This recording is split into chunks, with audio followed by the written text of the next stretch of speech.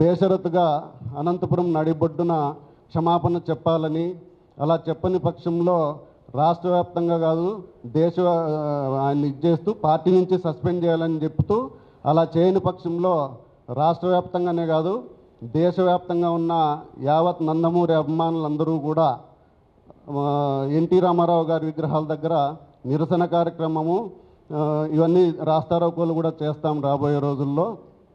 అప్పటికీ చెప్పకపోతే మాత్రం దేశవ్యాప్తంగా ఉన్న ఎన్టీఆర్ అభిమానులందరికీ చలో అనంతపురం అనే పిలుపు ఇవ్వబోతున్నాం. వేలాదిగా ఈ దీంట్లో నందమూరి ఎన్టీ రామారావు గారి అభిమానులందరూ పాల్గొని నీ ఇంటిని ముట్టడిస్తాం, నీ ఇంటి ముందు ధర్నా చేస్తాం.